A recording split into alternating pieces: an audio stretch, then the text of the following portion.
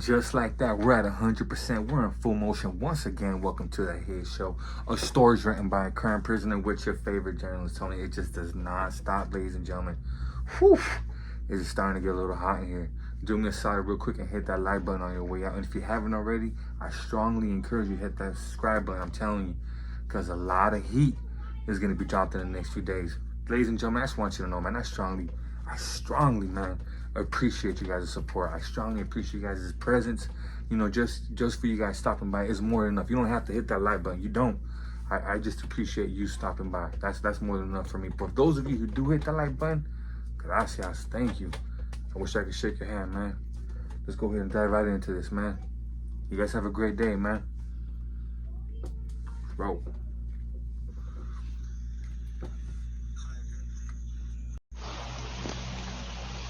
Hi gente, muy buenas tardes. I hope everyone is well. And well, just to continue a little bit what I was talking about yesterday.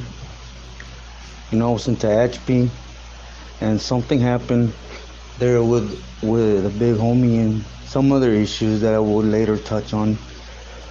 But I wanted to get into a little story about one of the scandalous carnales that was out there, which was Wino from La Rana, the Grajeda. But in 2002, they sent me to Corcoran Shoe. When I got to Corcoran Shoe, I was running a shoe a little bit for the Señor Artie. And towards the beginning of 2003, I got validated. So they moved me over there to B shoe, to 3 right. So I was right there with the señores. And I was there for a couple months. And just one night, we heard the door pop. So we looked, and it was a señor coming in. So by this time, you know, I had already heard from a lot of good camaradas that he was abusing his power, which was true. You know, all you heard about was, oh, Weiner here at Lancaster, he had somebody killed there. Oh, Weiner here, he had somebody taken out because of dumb reasons. And that's all you were hearing. You hear all these guys jump in and talk about Wino and Chirilo, you know, and then they got taken off or put in the hat because they didn't want to take them out. That's a lie, you know. That's a lie, because each one of them, they were doing their own thing, you know. Guate was doing his politicking up in Pelican Bay, and these two carnales were doing the same thing. Not to that extent, but they were abusing their power. But anyways, he walked in, you know, in the pot. So I told my celly at that time, you know, he's here. How's this going to work? And my celly goes, don't even trip, because the carnal that runs here is Artie, you know, which he happened to be down the hall from us. But anyways, you know, there was 2 camaradas next door to us, you know, a homie from Torrance and another homie. I don't want to put their names out there, but it was those 2 homies. You know, out of respect for the Pili, they actually were trying to get some books out there to him, because like I said, he had just walked in, he didn't have nothing, cosmetics and everything. We could actually fish it through the side of the doors, but you know, the books. So, you know, the homie from Torrance, he thought it would be a good thing to get some reading material out there to him until he's able to stable himself and get a TV going or a radio or whatnot, right? So he, in his mind, he thought it was right. He actually thought it was right for him to stop a cool-ass CEO. You know, he was cool in the form that he didn't mess with us. We didn't mess with him. We asked him for a favor in the sense of, could you please pass this down to this cell? You know, he would look out as long as there was no contraband, and you just did it out of a lot of respect. You know, he didn't demand it.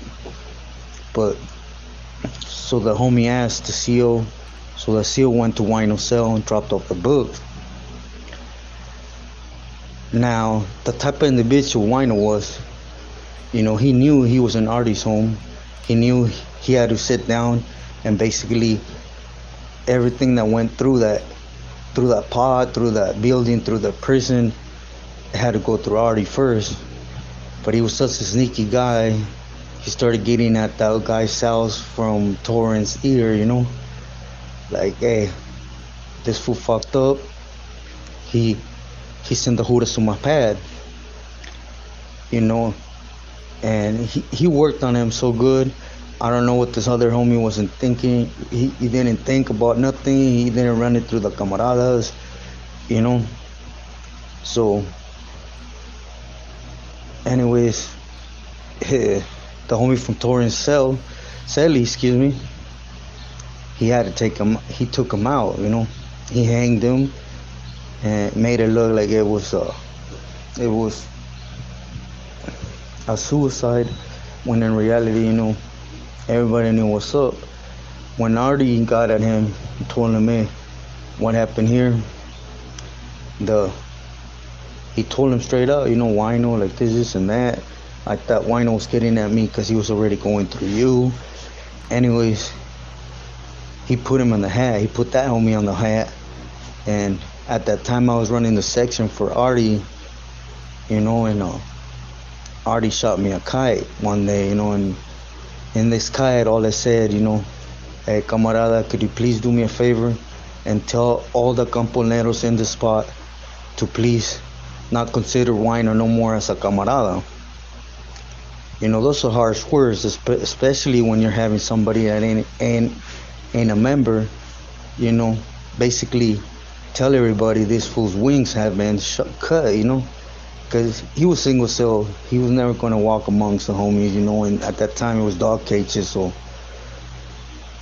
So anyways, I passed the kite around, and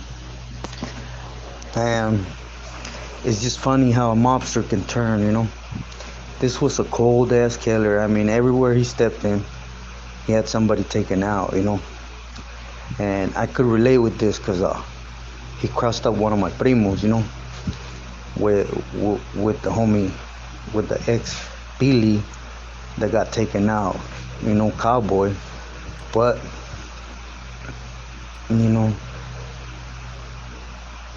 it's just funny, I think about it now, that this was a hardcore killer, one of the hardest dudes that at least pretend to be him, and it's just like that turned around, we used to come out to the dog cages and he started woofing, like a straight peseta, he started woofing, talking shit, like another boxer, this fool was like, do you know what you did? You know who you did it to?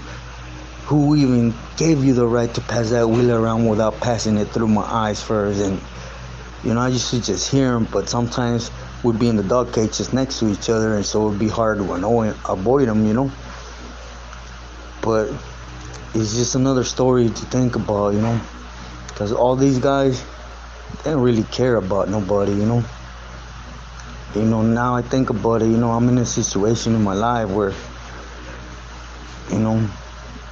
everything I did has come back and bit me in the ass, and right now I has time to sit back and reflect, on everything. Is how I was such a stupid person to be going through all this and not seeing the betrayal and everything that was going around in the movement I was in, And mind you, I parole active. I parole from a shoe, So, and right after the shoe, I went to the feds for about a year and a half, and I was running in the feds with the homies, So, but it's just, one thing after another, I see funny shit out here every day, which within time I will be telling you those stories, and mainly when I tell you the stories, it's just to let you know, this ain't the life. It ain't a life, and I ain't trying to change nobody's ways. Everybody at the end of the day has to step up and make their own decisions. But, I'm hoping that when you hear me out, you just look, or at least reflect a little bit and be like, man, everything I'm doing for these people, is it really worth it? Or what I'm hearing right here could be true, man, I'm not gonna pull out. I'm gonna stay solid, but I'm just not gonna give in to my fullest with that, because some people have said before, there's no reason to go to prison and act like you're a tough guy, like you're the super active, You could always go to prison, yeah, when you're called for, handle your business, but when you're not called for, just do your time.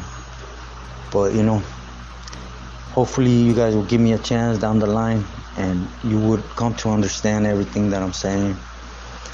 Well, with this being said, I wish everybody a good afternoon. God bless.